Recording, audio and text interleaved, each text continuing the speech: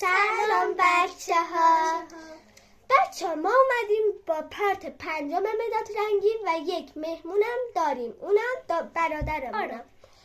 خب یادتون باشه گفتیم مداد رنگی ها رو چشامون رو میبندیم، یکی رو انتخاب میکنیم و تا 10 مثلا من چشم رو بسته بودم، یکی رو برداشتم، من تا 10 میشمارم، باید وانیا پیدا کنه یا ویهان پیدا کنه. حالا 10 20 حالا ببخشید فکر کنم.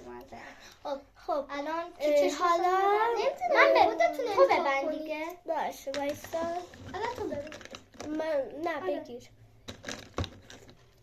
زرد. خب الان من چشمو میبندم.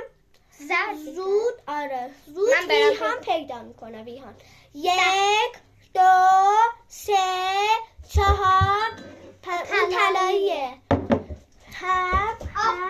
آفرین عروسک دیگه عروسک تیکی. من ببخشید خیلی مختلف خب حالا ویهان چشاشو میبندم، من برم چشاشو ببندم. وانیا تو یه مدادا رو بیار. خب آره بردار یکی رو خواستی بردار، هر کدومو خواستی بردار. تو پیدا نمی کنی. زرد نشد. نشد. بیرون رفته زرد. آره زرد بیرون رفته. وای نارنجی من باید زود پیدا کنم تا 10 بشمار. 1 2 چیز نارنجی نداری. 4 5 وای 6 7 8 9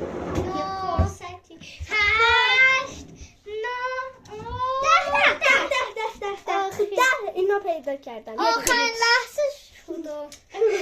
بچه‌ها من چشم نه دیگه من چشم پیدا نکردم. خب من چشم میبندم شما پیدا میکنید. آخ تو دو بار اشکال نداره. خب تو سه نفر.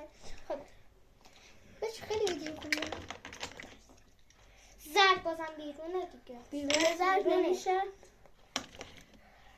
آبی 1 2 3 باید بیاین نشون بدی. 4 توی 4 آوردش. واسه من لبوبو هم میتونست بیاره. آره اون لبوبو هم میتونست.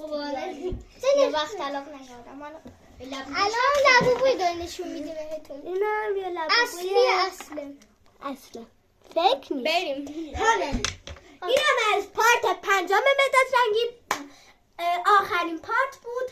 با ویدیوهای دیگه ما باشید.